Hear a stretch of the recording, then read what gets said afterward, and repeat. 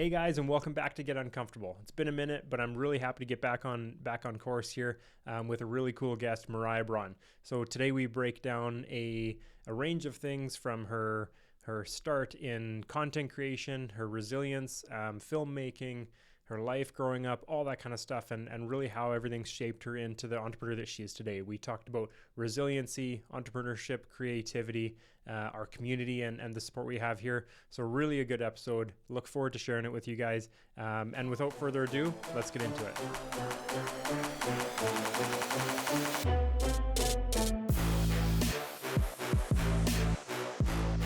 Hey guys, welcome back to Get Uncomfortable. I'm super excited about today. Today our guest is the CEO of M3M Marketing and M3M Studios. Long list of awards that I'll kind of go through. City of Grande Prairie 2022 Young Woman of Influence, the Northwestern Polytechnic 2023 Alumni Entrepreneurship Award, and then the 2025 Chamber of Commerce Diversity and Inclusion Award. Yeah. I got that right? Yeah, you did. Content creator, entrepreneur, filmmaker. Her story is full of creativity, purpose, discomfort, and resilience. Yeah. Welcome to the show, Mariah Braun. Thank you. Yeah, thanks so much, Brenton, for having me here today. Appreciate you joining. I'm excited about this. This would be good. So I'm going to steal the mic back quickly. I want to do a little disclaimer, a little bit of a explanation. So when I started this whole thing, when I started doing the podcast stuff, for me, I think I found a lot of value in podcasts, and being in Grande Prairie, I would say a pretty, not remote, not a small city, but I found that I lean into podcasts a lot for, different perspectives and all that kind of stuff. But I was also really excited when I decided to do this to bring our local perspectives and share them with our community. Right. So true. I think there's a lot of wonderful people in our area, and sometimes it feels like it's hard to connect with them a little bit. Right. So I think this is really cool. Thanks for joining me. Yeah, no problem. It's just that hustle bustle lifestyle of Grande Prairie, right? Yeah, exactly. So I guess where I'd love to start, if you want to, we'll get into all the fun stuff, but tell me where did it all begin, I guess. Well, I am born and raised in Grande Prairie. Okay. So I guess where it all started, my creativity and I guess that curiosity for creativity has always stemmed from my family. My grandma and my mom were two huge influences on me. They were always creative. My mom was a photographer. She loved that medium. She had a lot of photo shoots with us. There was always cameras in my face, that kind of thing.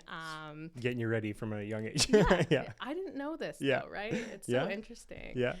Whether she gave me a disposable camera to play around with and that sort of thing. And then my grandma is very much more of the physical, crafty type. And, she would let me go on her computer for a limited amount of time, right? They limit your time on the computers, and she would allow me to go on Microsoft Paint. Okay. I don't know if you remember that. Yeah, I remember Microsoft Paint. Yeah. So that's where I started my creativity there, right? Okay. And it just grew from there. I always had that little creative spark that really just intrigued me and brought energy to me. Cool. So that's kind of where it started. Was my family really had a huge influence on me. Cool. And then obviously the family factor and being able to foster that and kind of plant the seed and then kind of nurture it as you get older and stuff like that. So yeah, absolutely. I plant the seed, and it was also a way for me to express myself. And I think just growing up in Grande Prairie, being a minority, I think that was a way for me to express myself through digital media, art, those kind of things. So it's always been something I gravitated towards. Yeah, that's awesome. And then that pulling you right into, maybe we're jumping around too early, too quick, but pulling you right into filmmaking, right? You've done some really cool stuff, and I didn't find a lot of it. I found some on YouTube and stuff like that. But just it seems like a real expression place, right? It's and it's not been indie filmmaking wasn't my first thing, but certainly it was the first thing that I explored here in Grande Prairie, that I got exposure to, that I said, wow, this medium is really cool. I gotta do this stuff again. Like, I ended up going to a workshop that was locally held here, and I didn't really know what to expect, but they kind of set up a whole film set, and they got you to try holding the boom, try and be behind the camera, and they used a script. And I thought I was just going to learn about a camera and how to use it for my work. I didn't really expect that I would kind of fall in love with that process. So, it's been really eye-opening. And so I really just dug deep into that during COVID, which again is kind of like that uncomfortable part. It's man, I just got to make it harder for myself, don't I? Right? But it was a good way to spend those COVID years for sure. Now, were you always drawn to, like you said, making it hard for yourself, or were you always drawn? We've talked a lot about resilience and like the very limited conversations we've had. So, like, have you always been that type of person that's been super resilient and always kind of like not necessarily looked for the easy road? Well, I think I've had a number of challenges throughout my life, whether that's like from growing up to being in school, those kind of things. And so I think I've naturally been resilient. I maybe didn't know what that word was prior to being an adult, but I think I've always kind of had this knack for being resilient. A good example is like going to college. I think that's a huge step for someone like me and my family. And, I was in post-secondary. I was lucky enough to get chosen for the business case competition because I was in business school. Okay. And only a few number of students get chosen for this business case competition, right? And I go, oh, I'm seen, I'm heard, the efforts that I'm putting forward, it's like, you finally made it, right? But then there's the hurdles that come in front of you, right? Things that you don't expect and do make you uncomfortable, right? I experienced bullying in this group. I was selected by a teacher. They put my name forward. I was selected for the team, yet I was bullied for being in the group. I didn't belong. I wasn't smart enough. Whatever they had to say about that. And I had to sit in that group and move through that and be resilient through that to continue to participate, because it was a big deal for me.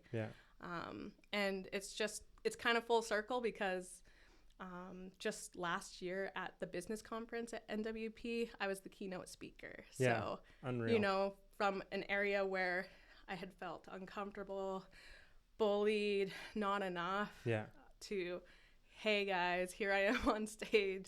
And everyone that said that I was basically worth nothing, here you go. See, the proof is in the pudding. Here I am. I'm giving back. Where are you today? I don't see you guys around. Exactly. That's so cool. And I like, this is totally different, but I had a similar, like what I feel like similar moment. So just one thing, like I've always loved to do, I had somebody ask me the other day or a while ago, I don't remember what it was. I think it was about running. I went through this running journey and I shared on the podcast and stuff about it. Effectively, I was never a runner. I just told myself I couldn't run. And then what happened is like I shared the one day where like we did the Terry Fox runs, right? And I was always just at the back of the pack, right? And I always remember that very clearly in my mind. Like as I grew up, I was always nervous about the Terry Fox runs. So then when I actually turned around and decided I just wanted to do something about it, I told the story and I won't give names or anything like that, but I remember the people that were always at the front of the pack. And not that it was like not a bullying situation or anything like that, but people at the front of the pack, I was at the back of the pack. And then when I was doing this half marathon, one of the people that was always at the front of the pack was standing there watching the half marathon.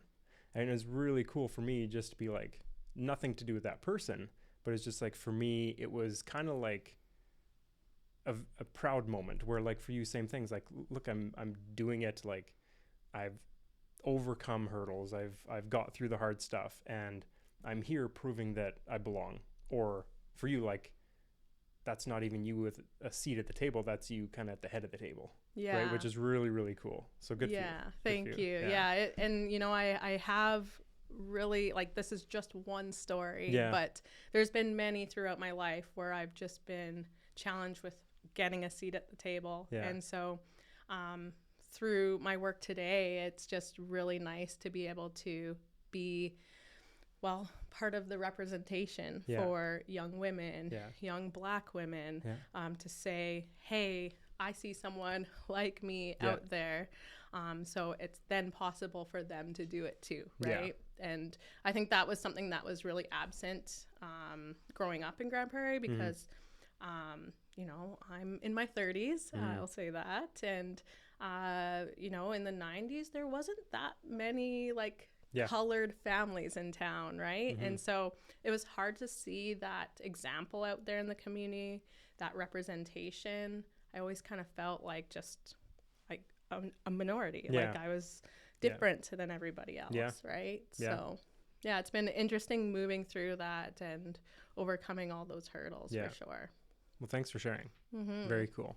And that's why you're here right now, right? Like you have a seat at the table, you're doing it, you're making a difference. And it's pretty consistent. Like I think when I was looking at your awards, for instance, like you're consistent, right? You've been, I don't know if the right word is grinding, but you've been grinding and you're not letting up, which is really cool. A lot of people can do something and then start something, get an award, or have like maybe they get 3 awards in 1 year. And I always find it's really cool to watch if someone gets like different awards each year, right? So I think that's a testament as well to like that consistency and that draw to take action, right? It's not like it's relentless, right? Yeah, you do have to be relentless. Yeah. And you got to have a lot of grit to be able to do it, right? Yeah. Awesome. Yeah. So then kind of circling back to what you do now, like creating a business in a market that, like, again, we're Northern Alberta, a content company, right? Like I get all sorts of flack for doing this, right? I get all sorts of flack I jumped from the trades to real estate, right? It just, sometimes when you go against the grain, there's a lot of, I don't know, pushback, opinions, hurdles, naysayers, all that kind of stuff, right?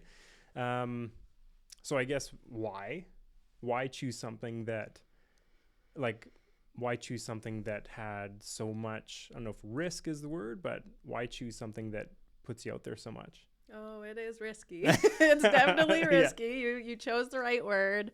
Well, I think it came out of a problem, of course. You know, I had a small little office. I couldn't really control the air conditioning and, you know, the noise around me and stuff like that. And I just thought, man, it'd be nice if we had some place to do a voiceover, just quick, a little space that would be sound treated at least. And then I start dreaming, well, you wouldn't stop there. You'd build out some, you know, photography studio, a backdrop, a podcast room, and then, you know, a year later, all of a sudden I'm sitting in a studio that's built, right? And then it turns into necessity. And, you know, it's strictly built from passion, and knowing that myself as a past solopreneur, how little resources there are out there.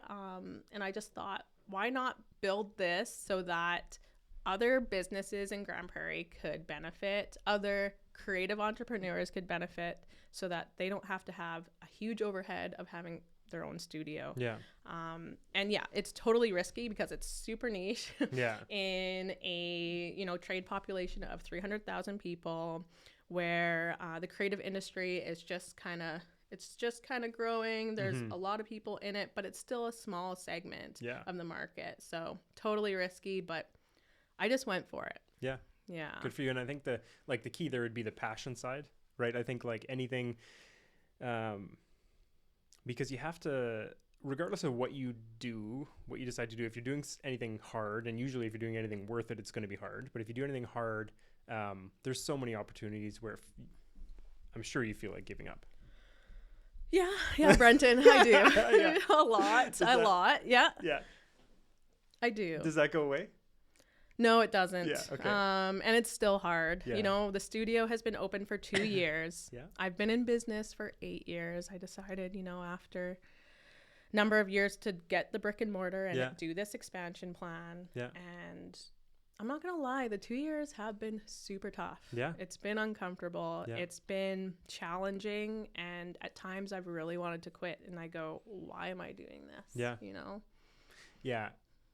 And so for clarity from my perspective, I asked the question because if you were to ask me the same question, I would give you almost a carbon copy answer, right? Like it's, we have certain benchmarks and been in real estate for a while, but then I took over the brokerage.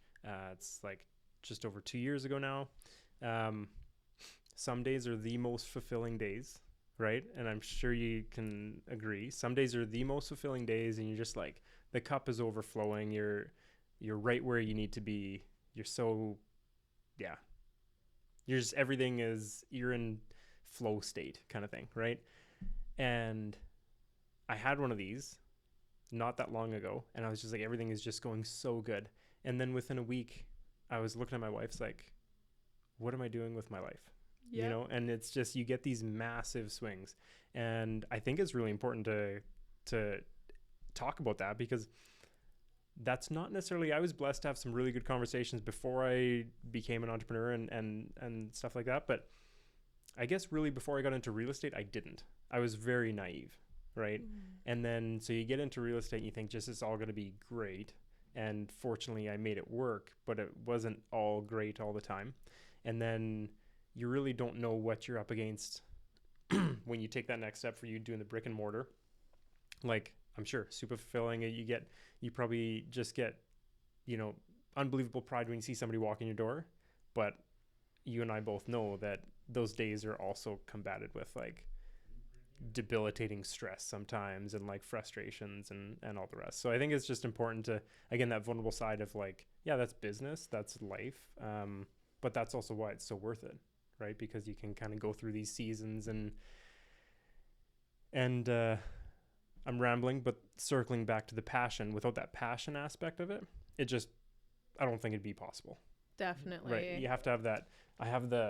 Like I usually call it my knight complex, like a knight riding into battle with a sword. And you're like, I need to be that savior in a sense, because if you don't have that passion and have that expectation that you need to change the world in some way, those hard days are just going to overrule and you're going to pack it in. Right. That's my perspective. So whatever industry we've had, people in fitness, insurance, and yeah, you definitely gotta love what you do. Yeah. And I think you gotta know when passion isn't enough too. Yeah. Because you know there's diminishing returns, and you don't want to be caught in, well, I've invested this much so far, so I just got to keep going, right? Totally. And knowing that limit for yourself is really hard to know as an entrepreneur. Yeah. And you know, clearly I'm still in it today, so I am not even sure of what that limit is. I'm just still trying to explore what that is, but I think you do have to, you got to put yourself first too. Passion is great, and to be helping other people is great too. But you got to be taking care of yourself too, right? You need food with your meals. Yeah, kind of thing. you need food. You need to be able to drive around. Yeah. And sometimes that passion isn't enough to make it happen, right? Yeah. And I think those are the highs and lows that a lot of entrepreneurs have or experience, because not one day is the same. Like, I don't know if that's like that in your industry, but it's a roller coaster, and you gotta ride it out, and you gotta make sure that those days that are really challenging you just take a step back and go, this was just a day. It's okay. How can we move forward? Are we still in a good place? Yeah. And I think as long as you ask yourself those questions and you're doing business for all the right reasons, and you're profitable, then those are really good things to kind of look at, right? Yeah. Kind of that 10,000 foot view, I think. Like if you kind of, I don't know the actual saying, but if you separate yourself and imagine you're looking down from 10,000 feet above, like, what's the overall picture? Like, is this working? Which direction am I going? And just kind of take that step back. Yeah, and I think it's really scary too, because you think about, like, okay, yes, I've got a business, but like one day maybe the model isn't going to work anymore. Mm-hmm. Maybe my life is going to change. Maybe something, right? And you kind of go through scenarios in your mind. It's like, if I were to close my business, like, what would that perception look like? And like, maybe I'm doing it for all the right reasons and good reasons to maybe close or change up what I'm doing or whatever that is. But there's always that fear in the back of my mind. It's like, what are people going to think of me if I just put an end to this one day? Yeah. Oh yeah. I totally hear you, for sure. It's, and I think that's, again, the struggle of like knowing what the best course of action is. One thing that stands out to me there is, I don't remember where I heard it, but it was like, the dictator of success is essentially being naive, in a sense. Like, you have to understand the risk, and you have to know that, this could all blow up in my face. But, man, I wish I knew where this quote came from or what the quote is. But essentially, it's like the people that are the most successful are the people that are like delusional about how successful they'll be, right? And you kind of have to have a mix of that. Like you say, you have to have passion, you have to have a bit of that delusion. You also have to be realistic, and you don't want to go bankrupt. But it's that mix of everything, right? So do you find, because you said something, and it really resonated with me, because I have people all the time. The world's always changing, right? We got AI, we got technology, we got all these things, the content creation space more than anything, right? I get it a lot in real estate and in business, where people think that real estate's going to be different, mortgages are going to be different, all that kind of stuff. I had somebody the other day question on why I would be in real estate, because it's a broken model, right? Oh. And yeah, so it's just like there's all these perceptions and stuff. What do you say to somebody when they kind of question? I assume people have questioned what you do and why you do it and all that kind of stuff. But what do you say to somebody when they kind of question why you're doing it? Does that make sense? Yeah, absolutely. I do get questions all the time. They're like, well, how many podcasters are realistically in Grande Prairie? I'm like, well, we've helped at least 7 of them. Yeah. So, and there could be way more if we wanted to, right? Yeah. And so I give them some hard numbers, first of all, to give them some realistic something to grab onto. But I think for me, I just tell that story, that origin story of like my experience working as a creative professional, trying to get a clean voiceover for a commercial, and they see it. But I think the biggest challenge with this market in particular with, say, a content studio and that doubt is just that Grande Prairie isn't large enough for this. Whereas when you go to Edmonton and Calgary, there's these studios all over the place. Yeah. So there's definitely demand. There's definitely demand out there, but I do find that I have found, I should say, that there's a slow adoption to that. And so I've invested quite a bit, and I'm just having to see that through, unfortunately. But yeah, there is a lot of naysayers. There's just like a lot of non-believers and those kind of things. And I try and give them some hard facts. Yeah. And a little bit about my passion and why I'm doing it. Yeah. Well, I think if you go back to the story about you in college, like, you don't seem like a person that shies away from fear. You know what I mean? And like, whether that's getting into a class, doing something scary or whatever that is, but also in business, right? There's a lot of opportunities to set yourself apart. And like, really, you have to believe in something. So you might as well believe in yourself. Right? Absolutely. Because I get all the time, like, what's real estate going to be look like? When I bought the brokerage, it's like, well, what about purple bricks? What about discount real estate? What about AI? What about, all these systems and platforms that can effectively do the job, but at the end of the day, robots can be doctors too, right? But I still want to see a person's face when they give me a diagnosis, right? Yeah. So it's like there's that element of being being a human and using making ethical decisions, all that kind of stuff. I think one guarantee in life is that there's going to be change, right? Yeah. And I think the best out business plan that'll get you the funding to do whatever you want could be thrown in the garbage the next day. Yeah. And that is literally the risk of business. AI has definitely disrupted our industry in the marketing field. And, but like you said, people are craving human too. Yeah. Right. So there's demand for both. Yeah. And I think it's interesting how, say something like AI and human are mixed in together, a good mix for businesses. And I mean, I think people just have their opinions. And I think sometimes, especially if they're not in business, they often have like a very narrow view on things. And so hard to take that to heart, I would say, fully, because you kind of know maybe they haven't thought through what they've just said. Yeah. Oh, and it probably stems from, in the nicest sense of the word, some ignorance, right? Not necessarily knowing. And like you said, like sometimes people's brains just work drastically different than others. And I know like a lot of my friends think I'm crazy for the things I do, but I just would not do things a different way, right? I would, do things my way, and if it blows up, it blows up, and then I do them my way again, kind of thing, right? It's a learning opportunity, right? Like you have to try to succeed, and you may fail too. Yeah. And there's huge lessons in that, and it's not the most comfortable thing failing, but I would rather try than not. Totally. And be regretful of life and those kind of things. Yeah. The fail forward mentality. Yeah. Right? Learning and moving forward. Absolutely. It's very cool. And you said something about disruption.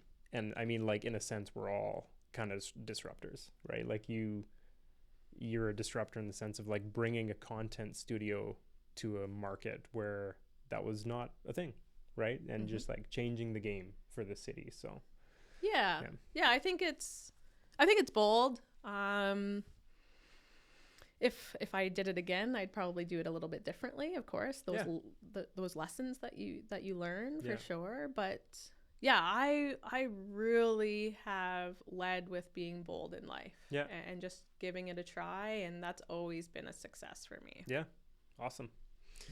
So I feel like I'm really grinding you on the business side of things. Okay. I would love for you to share a little bit more about like the artistic side and the filmmaking and the emotional side behind all that.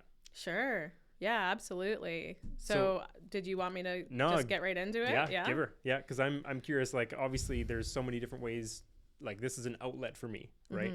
So many different ways you can have that, but I would love to hear your perspective on how you put yourself out there and just to create stuff like that. Yeah. Well, filmmaking really, it came out of the curiosity of just trying something new, and just fully experiencing it, I guess, because I had the opportunity of just going on some other people's independent film sets and that sort of thing. Okay. And I loved it so much that my mentors were saying like, why don't you apply for your own funding, and why don't you try to do your own film and see how that goes? And so I was really encouraged by a lot of people around me to kind of get started in that. Cool. And of course, similar kind of feeling to the content studio. It's like a filmmaker in Grande Prairie, like, those messages that have come to me, of course, were like in my mind a little bit, but I just went for it. I took some school courses at NWP there to learn more of the, I guess, theory and some of the practicalities of film. And then I decided to apply for some Tell a Story Hive grant in order to fund a couple of ideas that I had, and I was successful. I think the part about filmmaking that I really love and I really miss, because like you said, you were drilling into a lot of the business stuff. I haven't been able to do a lot of the indie filmmaking, especially since the expansion of the business. because it is passion. It's Yeah. a creative outlet, like Yeah. you say. It's not your full-time thing. And what I miss about it is just learning about other people allows me to learn so much about myself. Even some commercial projects that are a little bit focused on lived experience, I find the same thing, right? Because it's not this transactional thing like, let's make a commercial. It's you sit down with people, you listen to their lived experience and their perspectives, and you reflect upon it in terms of your own lived experience and what you can draw from that. And so a lot of my stories, my short documentary films that I've done, are really have a strong resilience theme, right? And so my first film was called Life Without Diagnosis, and it was about a woman named Tiffany who experienced just this medical event. There was something going wrong with her medically. They couldn't figure it out, and so she was left in the middle, not knowing a diagnosis, but knowing that there's something going on. Yeah. And I feel like people just get like plopped in the middle, and like that's a really scary place. And just gaining her perspective around that it's really eye-opening, because I think a lot of people just get caught up in the middle between, you know, the first time that they go to the doctor to the time that they get a diagnosis, and that unknown feeling is really hard to deal with in life. Yeah, and it's amazing that you can say, like you say, that how you learn so much about yourself in those processes. Because like even this, again, we're talking about creative outlets, but it really just gives you that different perspective when you're submerged into somebody's life for those little periods of time, right? Which I'm sure you had with, is Tiffany. Yeah, Tiffany, yeah. So it's that's, and did I read that did you end up spending some time in a wheelchair in preparation for that? Did I find so that was a different story, sorry. but yes, no, that's okay. No, that brings me to another film I did called Able. It featured a woman named Keisha, and many people know her in our community. She's just a bright light, disability advocate. She, at the age of 17, just before graduation, she hit a moose with her vehicle with a friend in the passenger seat, and she became a quadriplegic from that point on. And she's just lived life with this resilience and this upbeat attitude despite the hand that life has essentially given her. And I found that incredibly intriguing. And part of the documentary filming aspect, we did some behind the scenes coverage.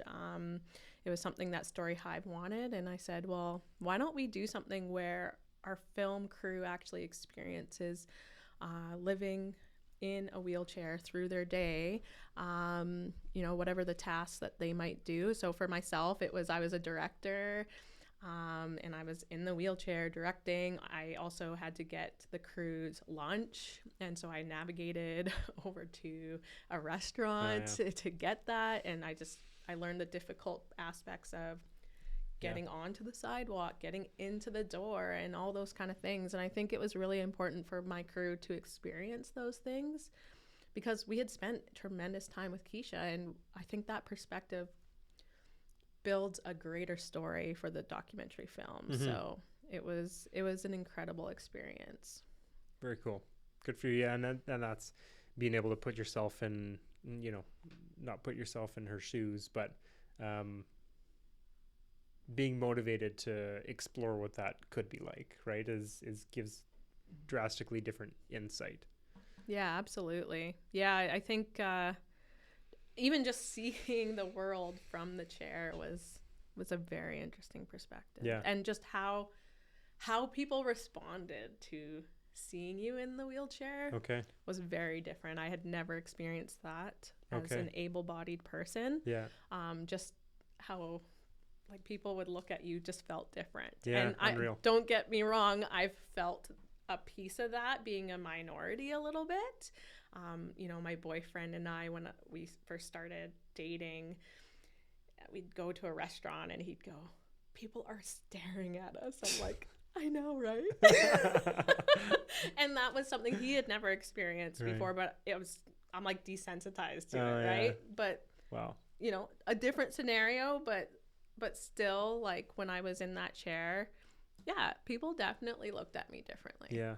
Unreal. It gives a new perspective. I'm thinking of like, if I go to a meeting and I have like a pimple on my forehead or something like that, and Sure. you know what I mean? You just feel like people are looking at you, and that's, drastically different than being in a wheelchair, right? Yeah. So that's, unreal. So do you think like stories like that, like, and sharing stories like that, be involved, is that like, seems like there could be a tremendous amount of healing and power through that. Yeah, absolutely. Yeah, I think my own hurdles that I've experienced in life, it kind of runs parallel to a lot of the stories that I've told.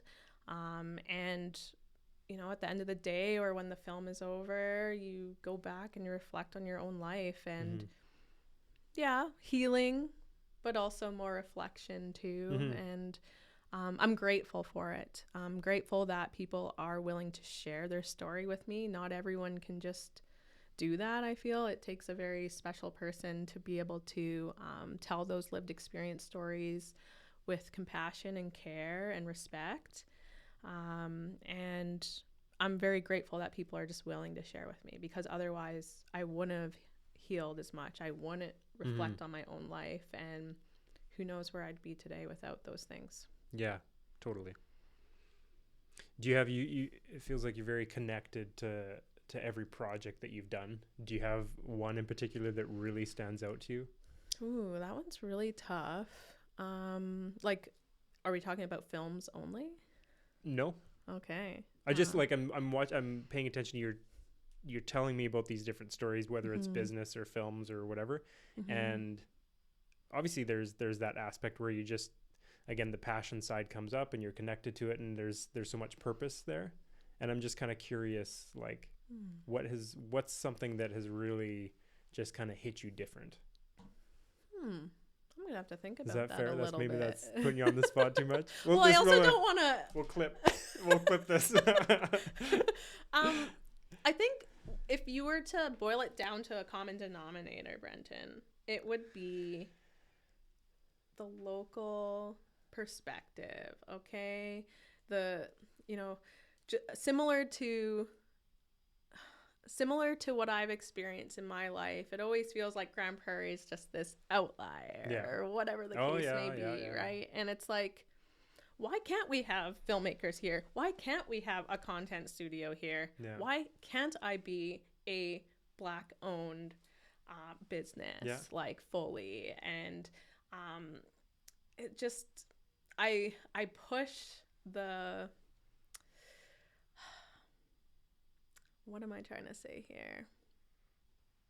I go against the grain. I go against what's unpopular, what people think are untrue, and I challenge that. Yeah. I challenge that in everything that I do. And if I were to boil it down in terms of like the project that might appeal to me most, or that I'm maybe more connected to, it's just that overarching feeling of putting Grande Prairie on the map, putting myself on the map, putting local stories first. Yeah. I think that's what it boils down to for me. Awesome. Yeah, and again, I some of these questions are coming to me now. They're not like, I'm not within the notes at all anymore. That's because realistically, I think we're a lot alike in a lot of ways, in that sense of like, so we did this nightlight walk recently, and I'm very, very proud of the fact that like I had to I had to push pretty hard to bring it to Grande Prairie. So it's a Royal LePage thing. They started with 5 cities, then it was 10, then it was 15. We joined last year, so we were the 10th city, and by far the smallest market, the only Albertan city, the most northern city. So we were the coldest, so the latest, right? So we had all these things going against us, and I think it was really, really cool for me to kind of push and like go to our national brand and say like, no, we want to do this, and like more or less let us do it, or we're gonna kind of do it anyways, kind of thing. So if you're on board, great. And if you're not, then we're doing something anyways. So they brought us on, and super proud to say, like, the first year was a big success. The community got behind us 100%. But then this year, we just did it last week. I don't know when this episode's going out. So we did in October 23rd. For those people that were there, thanks for coming. But it was really cool to find out after that in Grande Prairie. So there's 15 cities. This year there was Edmonton, Calgary, Toronto, Vancouver, London, Ontario, Halifax, Ottawa, Victoria, like all these big cities. Big names, right? And in Grande Prairie, we were number 2 in registrations. So we're a colder market, we're a smaller city, and we were only second behind Toronto. Wow! Right? Congratulations! So yeah, thank you. Huge. So well, and it, yeah, I appreciate that.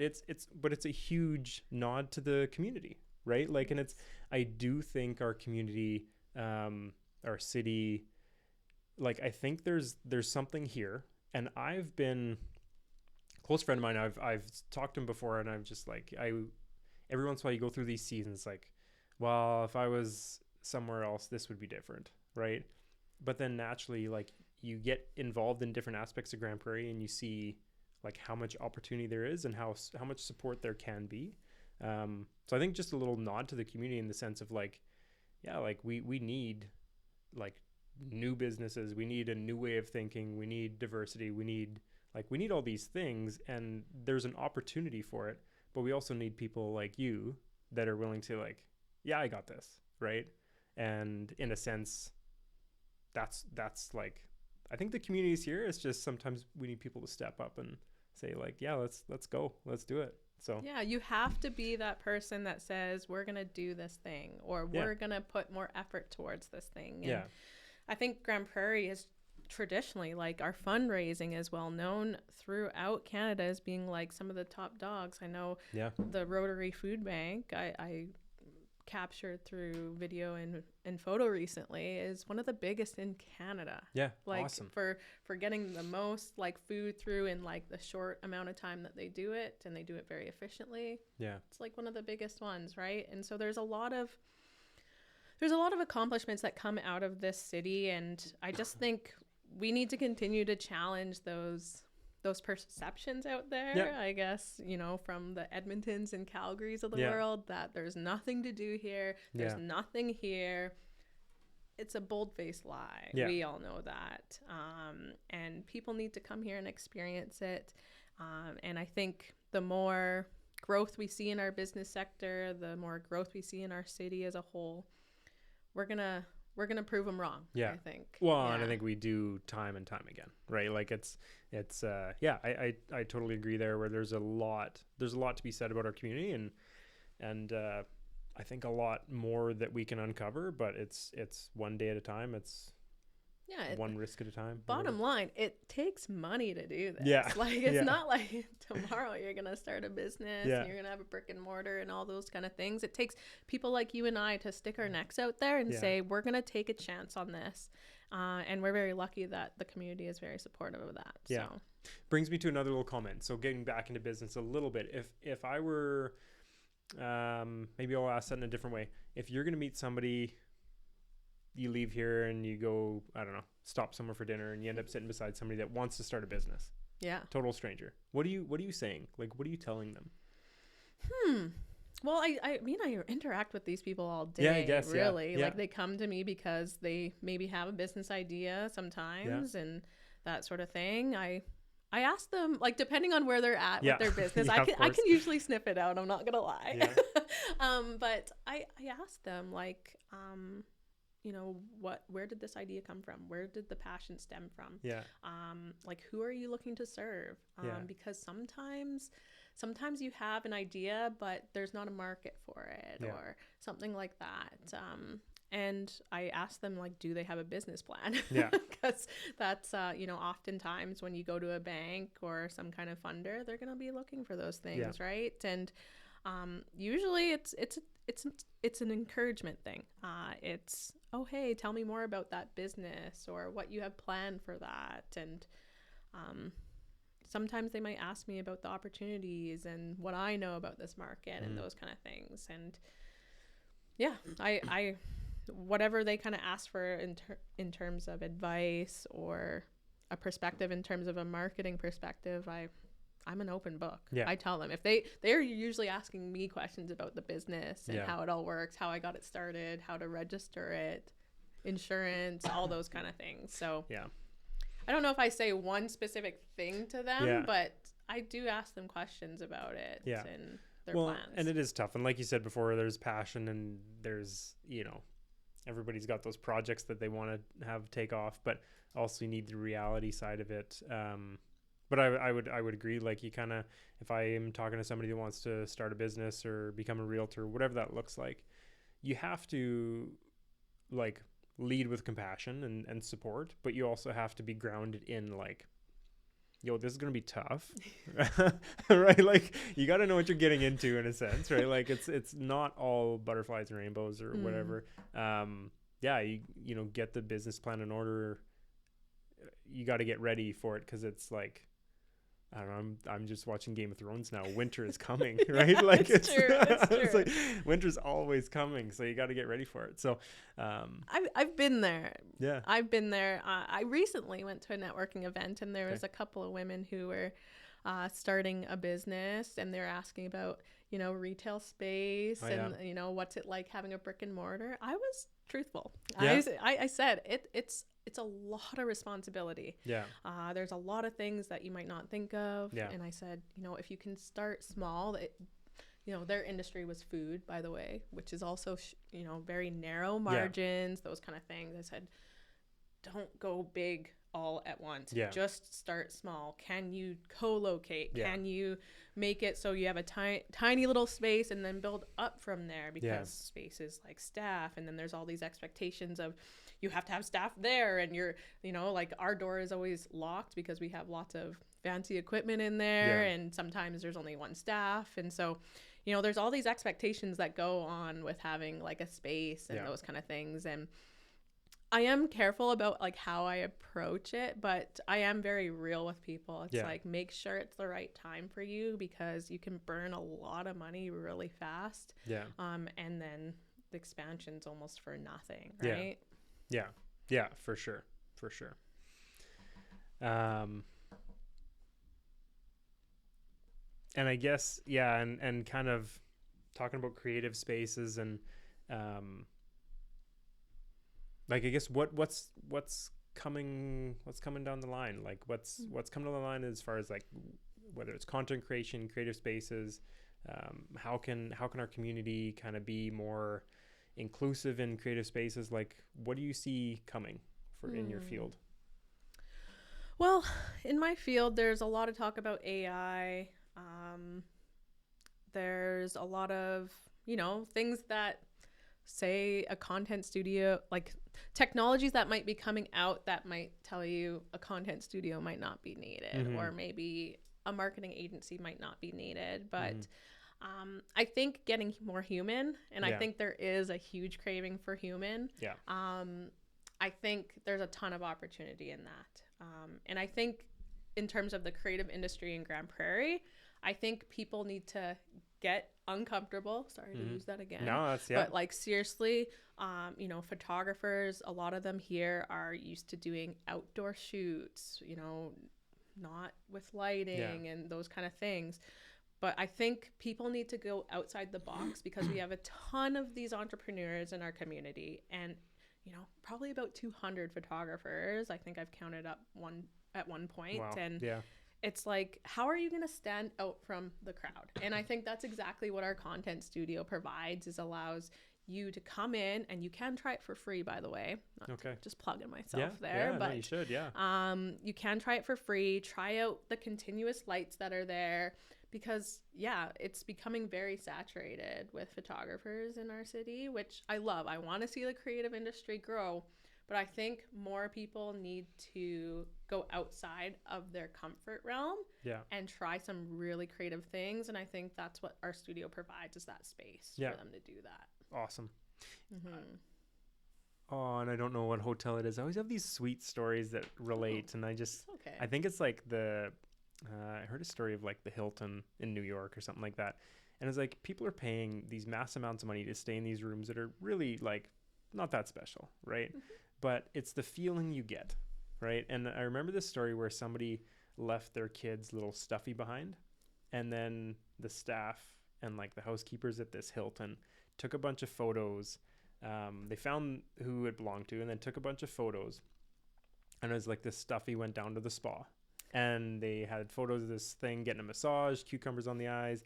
They had it like in the steam room, and then they like out for a coffee on the patio and all this kind of stuff. And then they send this little stuffed animal back to the owners and like really separate themselves, right? So you send this message to the owners or to this kid effectively, and the parents see it and they see like the way they light up this kid's day, the fun that they've had, like how they really separate themselves, right? And I always go back to that story. I heard it a long time ago, but I always go back to that story. It's like, yeah, that family is never staying in a different hotel chain for the rest of their life, right? And I think it's just like you said, there's a lot of opportunity to stand out, and it doesn't necessarily mean you need the best technology or the best AI or the best programming. You really need to hit that human connection. And yeah, when you're storytelling, like, I don't know, AI can do wonders, but it can't grab the attention, or it can't tug at the emotions quite like a human story or a human interaction. So I totally agree there. Yeah, I think whatever that is for your industry, and maybe it is AI. Yeah. Like maybe that is it's super valuable, yeah. The way you stand out. But like for me, I think like in the creative industry as a whole, I think we got to get back to the human a little bit. Yeah. And I know for the creative industry too, is like, I think, you know, my business is really dependent on a whole lifting of a whole industry. Mm-hmm. I need to see the industry grow for my business to grow. And so I think the future is also learning or giving opportunity for creative entrepreneurs to learn more about the craft. Yeah. More about things like licensing or maybe studio lighting. You know, if you're uncomfortable with studio lighting, well, let's put a workshop on so you're not, right? Yeah. And so I think going forward, that's what's ahead for me is putting together those initiatives and bringing those kind of things to our region. Yeah, and you're a helper. Like, you want to make change in people's lives. We were here for like 2 minutes, and you're offering to help me with the camera setup, right? Like, that's it's like you're making a difference consistently, and that's what's important, right? So yeah, what's ahead for you? Like, goodness, I think we're out of time. No, I'm just kidding. No, you don't get out that easy. Come on, I gotta ask you one question. There's a bunch of different. Where do you want me to go with this? Because I got a couple different worlds going on. So we're real estate wise, we're kind of expanding the team. Brokerage wise, we're always doing really cool stuff with improving the marketing, bringing staff on to just make it a better experience, right? I'll never be the person that thinks we need to do things, quicker and cheaper. I think we need to bring value to everything we do, right? That's part of this too, is like, I want to add value to the real estate brokerage. I want to add value here because it's just the way that we can positively impact people, right? I would love to know that just whatever I put out, whatever field it's in, whatever industry it's in, is making some sort of an impact and kind of bridging that gap. I did a couple episodes about, like my own wellness journey, my own mental health and bringing a therapist on and stuff like that. And I think stuff like that I'm very passionate about because it's, again, an uncomfortable thing for a lot of people. And I think it's just very valuable to be able to have those conversations and try and encourage others to kind of not just fall in line, but just to explore those thought patterns. I'm passionate about bringing entrepreneurs on because I've seen although we kind of harped on entrepreneurship. Yeah, we did kind of. I'm totally. It's good though. Yeah. It is. But that's the thing, because it's like, it's hard, but it's also so worth it, right? Like the reality is, there's fulfillment that you get from it, and you don't have to go start a company, or you don't have to do this big thing, but maybe it's find that project and just realize that, like you're gonna start a podcast and there's gonna be people that think it's stupid, and they're gonna tell you that it's stupid. and they're going to tell you often that it's stupid. No, I'm just kidding. But like, but it doesn't really matter. No. You know, I heard a thing the other day, and it was, if you worry, like worrying about what people think of you, and then just the reminder that the reality is, like even the people that care about you the most you're only gonna flutter through their mind a couple of brief moments in the day. Like nobody actually is sitting there, I hope, saying like, I don't know why Brenton's doing this. It's so stupid. Like spending their whole day like that. I assume there's people that like, not people that can't sleep at night because they think I'm making mistakes. You know what I mean? So I just think if once you past that hurdle. I've gotten a couple of those kind of messages. I'm not going to lie. Oh, okay. Well, that sucks. Okay. I'll prove you wrong. But, and there's always going to be difficult situations, difficult people, but it's, I think if we can, you know, move forward and be confident that we're doing what's right by us and stuff like that. So that's for me. Like, I just want to continue to bring value to people. In all aspects of life, I struggle to not want to do all things for all people or be all things to all people. But I think in this way in particular, like in this podcast, is I'm just really excited to, like you say, there's the people, there's the naysayers, but I've had that positive reaction from people too that really means a lot. So it's really cool to just know that you're touching somebody. I'm not, you know, set on, you know, some end result. It's not like a massive expansion thing or anything like that. But if I can impact people, we've had people in our lives that have experienced mental health issues, and if I can like I'm confident that whether I will hear that story or not, I'm confident that at some point in time I've said something to someone that has hit home, right? So I'm just like, that's where I want to keep going with it. It's totally worth it. And same thing with me. Like last year I went to a youth expo. It's kind of like a career discovery expo that the city puts on. And I do a little podcast setup. I let people try podcasting. And I had a number of young girls who came up to me and said, "Hey, you have a podcast, right? Yeah. I watched that with my mom." And like, I just went, like, my mind just went like, boom, like what people are, you know, I see the views and you do too. But then when they come up to you and say, this has made an impact, or this is something I've been able to share with my mom, or this, I loved that this was a local perspective. It's huge. And especially like mental wellness for men, like that is something that a lot of men aren't willing to talk about, is mental health, right? So that's huge. It's inclusive. It's something to get people talking, thinking, reflecting on their own. So it's huge. Yeah, totally. So that's again, we're aligning. We're on the same page here for sure. I feel like we could talk for quite a while. We could. I don't want to keep you here all day. So I'm gonna try and wrap up, unless there's anything else you want to share before I do kind of a little bit of a wrap up spiel, or just congratulations on this podcast. It is. We just talked about it, but it is you're kind of putting yourself out there in a different way, especially being a realtor. You know, people might not always align those things, but keep up the great work and the great perspectives you're bringing to Grande Prairie. Thank you. I appreciate that. Appreciate that a lot. Okay, you're not going to get out that easy. Okay. So what's something discomfort has taught you recently?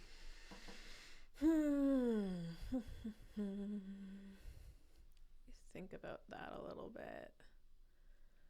Oh, discomfort. Well, you know, do I have to tell the example or just No, just like kind of like a rapid fire, just like quick, what's the learning moment? Like what have you learned through discomfort? Sometimes the most uncomfortable situations are when I have to put myself first.